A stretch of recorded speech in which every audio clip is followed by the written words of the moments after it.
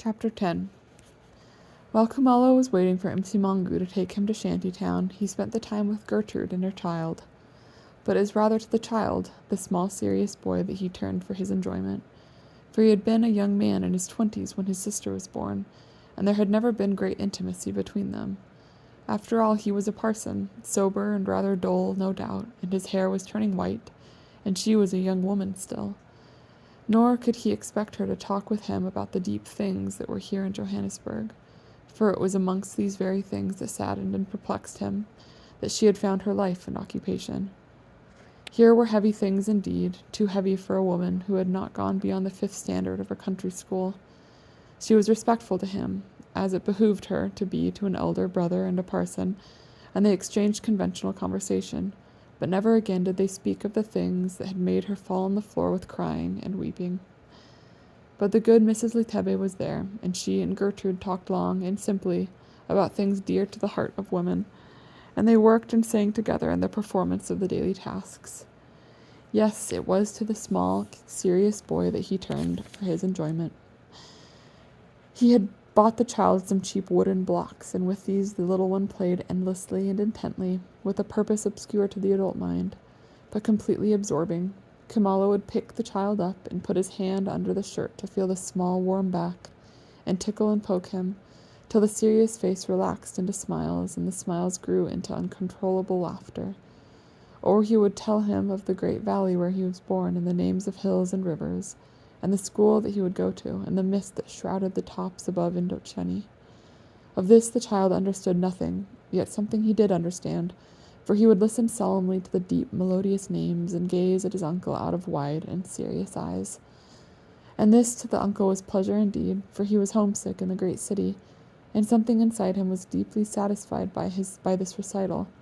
Sometimes Gertrude would hear him and come to the door and stand shyly there and listen to the tale of the beauties of the land where she was born. This enriched his pleasure, and sometimes he would say to her, "Do you remember?" And she would answer, "Yes, I remember," and be pleased that he had asked her. But there were times, some in the very midst of satisfaction, when the thought of his son would come to him. And then, in one fraction of time, the hills with the deep, melodious names stood out waste and desolate beneath the pitiless sun. The streams ceased to run, the cattle moved thin and listless over the red and rootless earth. It was a place of old women and mothers and children. From each house something was gone. His voice would falter and die away, and he would fall silent and muse. Perhaps it was that, or perhaps he clutched suddenly at the small listening boy, for the little one would break from the spell and wiggle in his arms to be put down, to play again with his blocks on the floor. As though he was searching for something that would put an end to this sudden, unasked-for pain, the thought of his wife would come to him, and of many a friend that he had, and the small children coming down from the hills, dropping sometimes out of the very mist, on their way to the school. These things were so dear to him that the pain passed, and he contemplated them in quiet, in some measure of peace. Who indeed knows the secret of the earthly pilgrimage? Who indeed knows why there can be comfort in a world of desolation? Now God be thanked that there is a beloved one who can lift up the heart in suffering, that one can play with a child in the face of such misery. Now God be thanked that the name of a hill is such music, that the name of a river can heal, even the name of a river that runs no more. Who indeed knows the secret of the earthly pilgrimage? Who knows for what we live and struggle and die? Who knows what keeps us living and struggling while all things break about us? Who knows why the warm flush of a child is such comfort when one's own child is lost and cannot be recovered? Wise men write many books in words too hard to understand, but this, the purpose of our lives, the end of all our struggle, is beyond all human wisdom. O God, my God, do not thou forsake me. Yea, though I walk through the valley of the shadow of death, I shall fear no evil, if thou art with me. But he stood up. That was Msimangu talking at the door. It was time to continue the search. And this is Shantytown, my friend. Even here the children laugh in the narrow lanes that run between these tragic habitations. A sheet of iron, a few planks, hessian and grass, an old door from some forgotten house. Smoke curls from vents cunningly contrived. There's a smell of food. There's a sound of voices not raised in anger or pain, but talking of ordinary things, of this one that is born and that one that has died, of this one that does so well at school and that one who is now in prison. There is drought over the land, and the sun shines warmly down from the cloudless sky. But what will they do when it rains? What will they do when it is winter? It is sad for me to see. Yet see them building over there, and that they have not done for many a year. Some good may come of this, and this too is Dubula's work. He is everywhere, it seems. See, here is one of our nurses. Does she not look well in her red and white and her cap upon her head? She looks well indeed. The white people are training more and more of them. It is strange how we move forward in some things and stand still in others, and go backward in yet others. Yet in this matter of nurses we have many friends amongst the white people. There was a great outcry when it was decided to allow some of our young people to train as doctors at the European University of the Witwatersrand. But our friends stood firm, and they will train there until we have a place of our own. Good morning, nurse. Good morning, Umfundis. Nurse, have you been working here long? Yes, as long as the place is here. And did you ever know a young man, Absalom Kumalo? Yes, that I did, but he is not here now, and I can tell you where he stayed. He stayed with the Hlatsvayos, and they are still here. Do you see the place where there are many stones so that they cannot build? See, there's a small boy standing there? Yes, I see it. And beyond it, the house with the pipe where the smoke is coming out? Yes, I see it. Go down that lane, and you will find the Hlatsvayos in the third or fourth house on the side of the hand that you eat with. Thank you, nurse, we shall go. Her directions were so clear that they had no difficulty in finding the house. Good morning, mother. The woman was clean and nice-looking, and she smiled at them in a friendly way. Good morning, Umfundis. Mother, we are looking for a lad, Absalom Kumalo. He stayed with me, Umfundis. We took pity on him because he had no place to go, but I am sorry to tell you that they took him away, and I heard that the magistrate had sent him to the reformatory. The reformatory? Yes, the big school over there, beyond the soldiers' hospital. It is not too far to walk. I must thank you, mother. Stay well. Come, my friend. They walked on in silence, for neither of them had any words. Kamala would have stumbled, though the road was straight and even, and Imsimango took his arm. Have courage, my brother. He glanced at his friend, but Kamalo's eyes were on the ground. Although Imsimango could not see his face, he could see the drop that fell on the ground, and he tightened his grip on the arm. Have courage, my brother. Sometimes it seems that I have no more courage. I have heard of this reformatory. Your friend the priest from England speaks well of it. I have heard him say that if any boy wishes to amend, there is help for him there. So take courage. I was afraid of this. Yes, I too was afraid of it. Yes, I remember when you first became afraid, the day at Alexandria when you sent me on, and you returned to speak again to the woman. I see that I cannot hide from you. That is not because I am so wise, only because it is my son. They walked out of Shanty town into Orlando, and out along the tarred street that leads to the high road to Johannesburg, to the place where the big petrol station of the white people stands at the gates of Orlando. For the black people are not allowed to have petrol stations in Orlando. What did the woman say to you, my friend? She said that these two young men were in some mischief. Many goods, white people's goods, came to the house. This reformatory, can they reform there? I do not know it well. Some people say one thing, some the other, but your friend speaks well of it. And after a long while, during which Imsimangu's thoughts had wandered elsewhere, Kamalo said again, It is my hope that they can reform there. It is my hope also, my brother. After a walk of about 1 hour, they came to the road that led up to the reformatory. It was midday when they arrived, and from all directions there came boys marching into the gates of the reformatory. From every place they came until it seemed that the marching would never end. There are very many here, my friend. Yes, I did not know there would be so many. One of their own people, a pleasant fellow with a smiling face, came up to them and asked them what they wanted, and they told him they were searching for one Absalom Kumalo. So this man took them to an office where a young white man inquired of them in Afrikaans what was their business. We are looking, sir, for the son of my friend, one Absalom Kumalo, said Imsimango in the same language. Absalom Kumalo, yes, I know him well. Strange, he told me he had no people. Your son told him, my friend, that he had no people, said Imsimango in Zulu. He was no doubt ashamed, said Kumalo. I am sorry, he said to Msimango in Zulu, that I speak no Afrikaans, for he had heard that sometimes they do not like black people who speak no Afrikaans. You may speak what you will, said the young man. Your son did well here, he said. He became one of our senior boys, and I have great hope for his future. You mean, sir, that he is gone? Gone, yes, only 1 month ago. We made an exception in his case, partly because of his good behavior, partly because of his age, but mainly because there was a girl who was pregnant by him. She came here to see him, and he seemed fond of her and anxious about the child that would be born.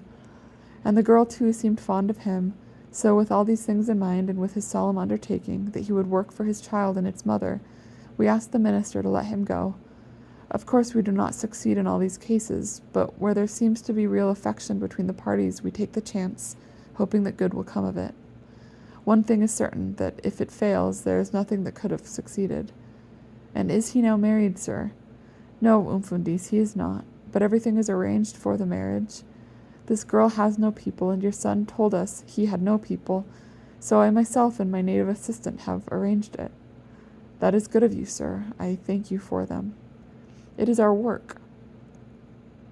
You must not worry too much about this matter and the fact that they were not married, the young man said kindly. The real question is whether he will care for them and lead a decent life.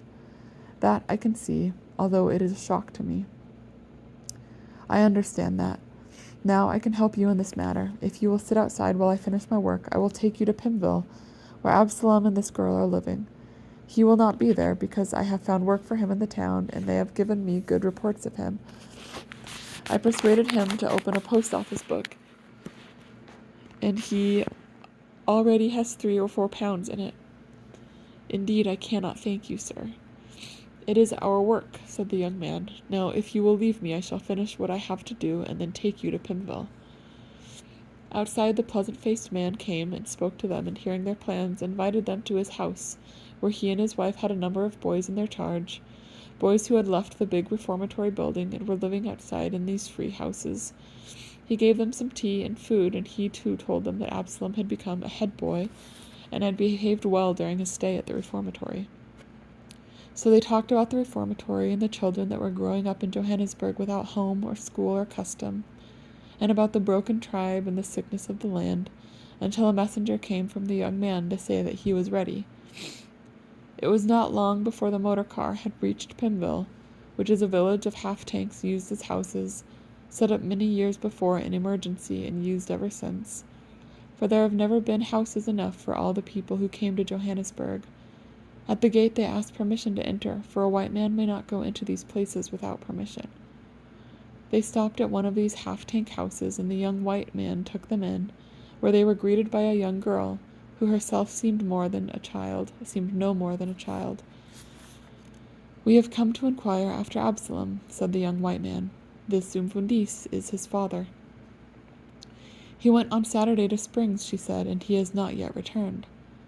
The young man was silent a while, and he frowned in perplexity or anger.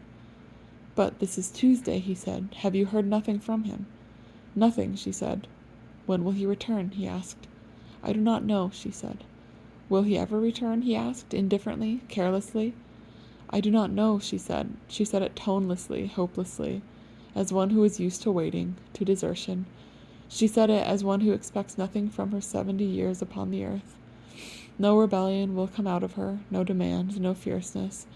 Nothing will come out of her at all save the children of men who will use her, leave her, forget her. And so slight was her body, and so few her years, that Kumalo, for all his suffering, was moved to compassion. What will you do? He said. I do not know, she said.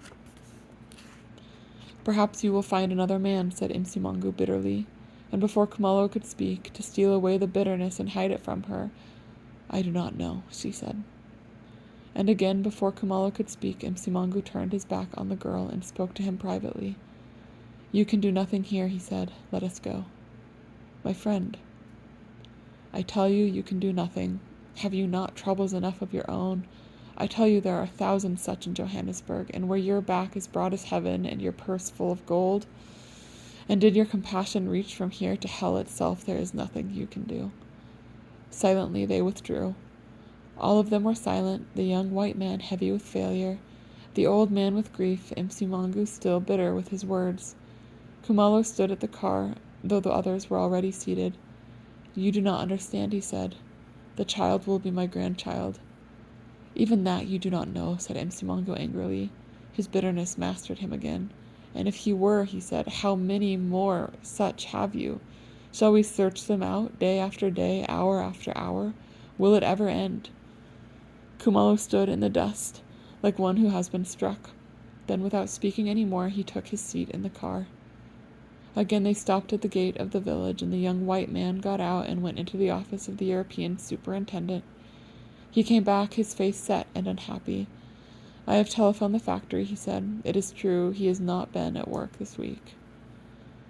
At the gates of Orlando, by the big petrol station, they stopped yet again. Would you like to get out here? The young man asked. They climbed out, and the young man spoke to Kumalo. I am sorry for this, he said. Yes, it is very heavy. As if his English had left him, he spoke in Zulu to Msimangu. I am sorry too for this end to his work, he said. He too is sorry for this end to your work, said Msimangu in Afrikaans. Yes, it is my work, but it is his son. He turned to Kumalo and spoke in English. Let us not give up all hope, he said. It has happened sometimes that a boy is arrested or is injured and taken to hospital, and we do not know. Do not give up hope, Umfundis. I will not give up the search. They watched him drive away. He is a good man, said Kumalo. Come, let us walk. But Msimangu did not move. I am ashamed to walk with you, he said. His face was twisted like that of a man much distressed. Kumalo looked at him, astonished. I ask your forgiveness for my ugly words, said Msimangu. You mean about the search? You understood then? Yes, I understood. You are quick to understand. I am old and have learnt something. You are forgiven. Sometimes I think I am not fit to be a priest. I could tell you, it is no matter. You have said you are a weak and selfish man, but God put his hands upon you. It is true, it seems. Ah, you comfort me. But I have something to ask of you. Msimangu looked at him, searching his face, and then he said, It is agreed. What is agreed? That I should take you again to see this girl. You are clever too, it seems. It is not good that only one should be clever. Yet they were not really in the mood for jesting. They walked along the hot road to Orlando, and both fell silent, each no doubt with many things in mind.